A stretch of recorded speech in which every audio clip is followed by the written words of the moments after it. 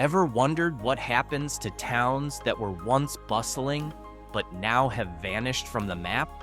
What happens when the mines shut down, the railroads fall silent, and everyone slowly disappears, leaving no trace behind? Alabama holds the answer. Behind its lush forests and quiet countryside, 15 ghost towns remain. Places that once lived and breathed, now reduced to echoes of time. Each town has its own story. Some were swallowed by history, others by disaster, and some simply faded because they were forgotten. This isn't just about collapse. It's about how life can stop without anyone really noticing.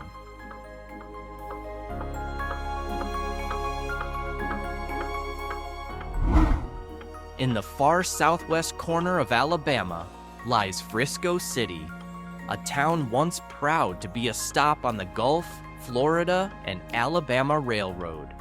But when the rail line shut down, the pulse of the town faded with it. Most of the population moved to Mobile or Monroeville, leaving behind dusty wooden storefronts and faded signs along Main Street. Ironically, the name Frisco came from the St. Louis-San Francisco Railway, one of the major lines that never actually reached the town.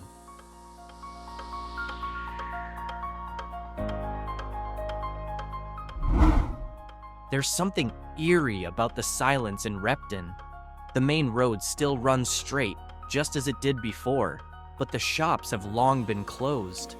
The town once had life. Trains passed through almost daily, hauling lumber from the sawmill and produce from nearby farms. But once the rail line was abandoned, Repton slowly lost its heartbeat. One strange footnote: back in the 1970s, locals stirred up a frenzy over the Repton Monster, a large, hairy creature said to roam the nearby woods. Local media covered the story, and some even believed it was Alabama's own version of Bigfoot. Today, only a handful of residents remain.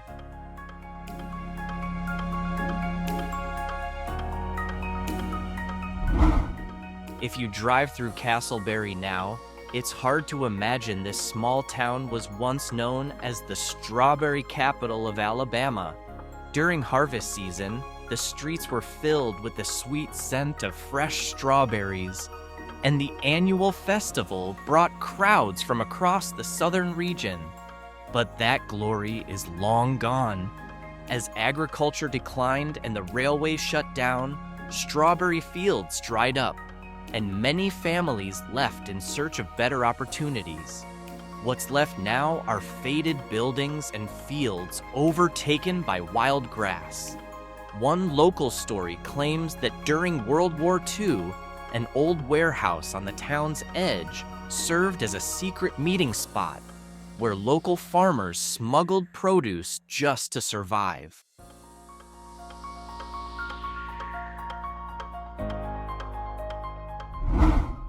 A mining town born from the depths of the earth, and buried by it too. Piper was established in the early 1900s by the Tennessee Coal, Iron, and Railroad Company.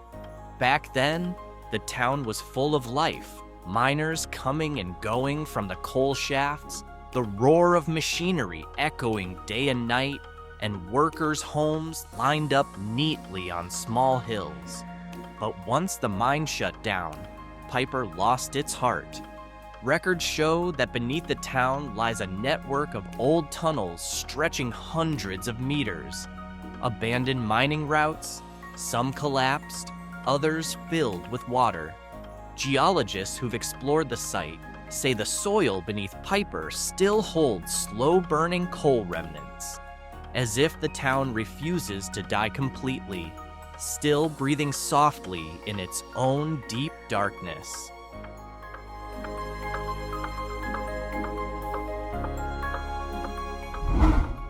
Once, Jackson was a city full of promise along the Tombigbee River. Steamboats came and went, carrying cotton, timber, and stories from all across the South. Back then, the port was the center of everything. Bustling shops, riverfront bars playing music into the night. But as highways and land transport expanded, the river lost its role. Boats stopped coming, and Jackson slowly slipped into a strange kind of silence. The town survived for a while on its paper and sawmill industries, even boasting a factory that supported the local economy for decades. But when that industry faded, many of the old buildings were simply left behind.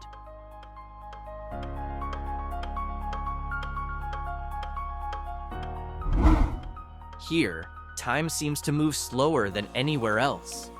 This small town in Washington County once thrived on the pine forests surrounding it. Every morning, the sound of saws and timber trucks filled the air, delivering harvests to big mills in Mobile. But when demand dropped and the forests were thinned out, Millry lost its economic lifeline. One interesting fact: during its peak, Millry was known for its turpentine camps, where pine resin was distilled for industrial use. Many black laborers, newly freed after the Civil War, came here seeking work, and some stayed for life. Today, remnants of those camps can still be found at the forest's edge, buried beneath leaves and moss.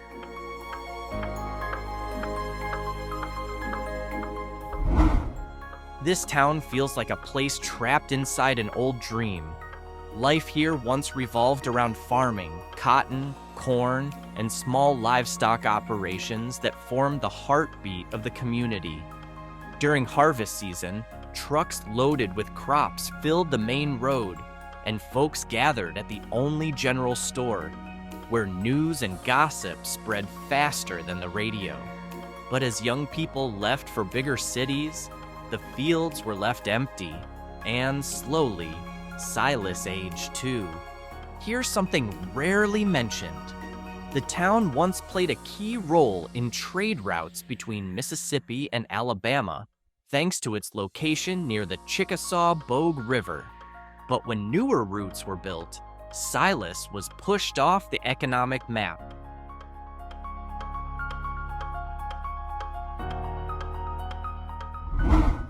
There's something quiet yet unsettling about Coffeeville, a historic town along the Tombigbee River that was once a stop for trading boats. In its heyday, its small port bustled with cotton and lumber commerce. Today, that dock is just a fading outline hidden among thick trees. The main road is empty, and old houses still stand, as if staring at a past that refuses to leave. But beneath the silence lies a darker story that keeps Coffeeville alive in local legend. This was the site of the 1813 Clark Massacre, when Creek warriors attacked the settlement, killing nearly an entire pioneer family that lived there.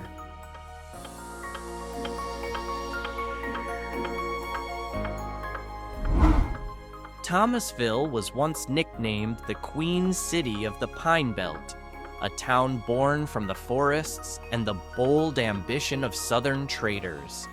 In the early 1900s, life here pulsed with energy. Shops along Main Street stayed open late, and hotels were packed with lumbermen and railroad workers. But over time, the timber industry declined, trade routes shifted, and Thomasville slowly lost its luster. What's unique is that the town also served as a key stop for patients seeking fresh air and natural healing. Back then, doctors believed that Thomasville's pine-scented air could cure lung diseases. Dozens of sanatoriums were built in the surrounding hills, but today, only their crumbling foundations and rotting timbers remain.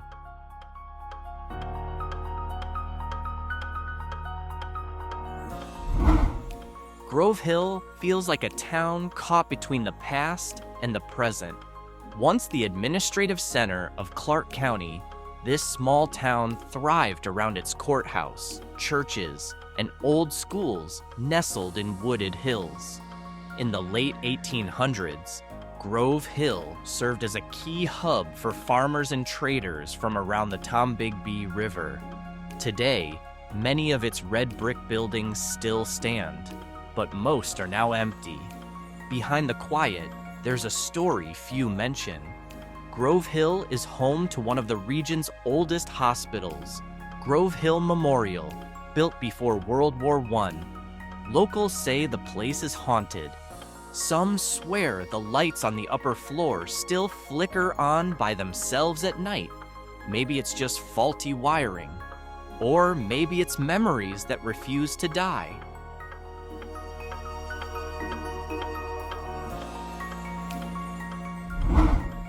Bellefonte was once the pride of Jackson County, a stately town built in the early 1800s, complete with a courthouse, churches, and brick storefronts. It even served as the county seat before the Civil War. But everything changed after the war. A cholera outbreak struck, the economy collapsed, and one by one, families left their homes behind. By the 1880s, Bellefonte was officially abandoned. All that remains today are stone foundations and an old cemetery slowly swallowed by weeds. Historical records note that Bellefonte even had a small university, Bellefonte Academy, where children of officials studied law and Latin. Now, nothing remains but shadows of brick walls and a lone oak tree growing in the middle of it all.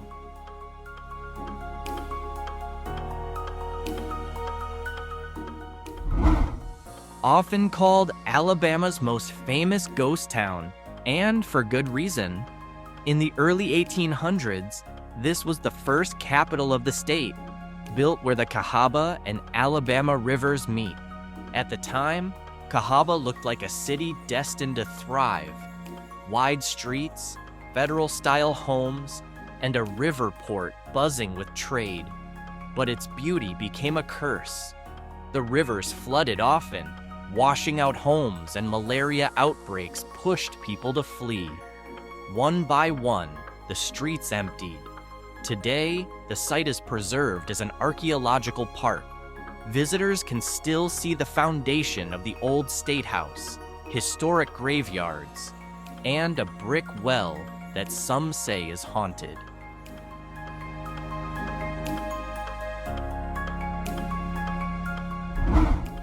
Built along the banks of the Tombigbee River, this small town was born from a grand dream shared by a group of French immigrants in the early 1800s. They arrived with hopes of creating a new French colony on Alabama soil, planting vineyards, crafting cheese, and building European-style homes across the open fields. But the land around Arcola was harsh, ill-suited for farming. After years of failed harvests, one by one, the settlers gave up and quietly moved on. Few know this, but hidden behind thick brush near the river lie old French gravestones. Names like Dubois, Lefebvre, and Fontaine etched in fading stone. Rarely visited, they stand as quiet reminders of dreams that never took root.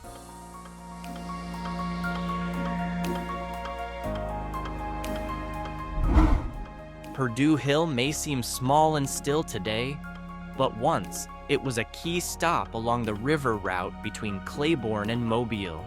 In its heyday, this town thrived on river trade, steamboats coming and going, carrying goods to Mobile Bay. One of the most significant relics still standing here is the William B. Travis House, the childhood home of the man who would one day write the famous letter from the Alamo in Texas. The house was relocated from Claiborne to Perdue Hill to save it from being lost to time. Interestingly, Travis isn't the only notable name tied to the area. Nearby once stood the Perdue Hill Masonic Lodge. one of the oldest Masonic halls in Alabama, a meeting place for influential local leaders.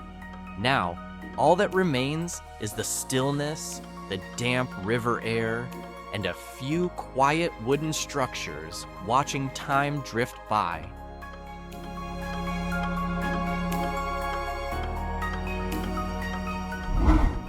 Our journey ends in Elamville, a place whose history is woven deep into the backroads of Alabama.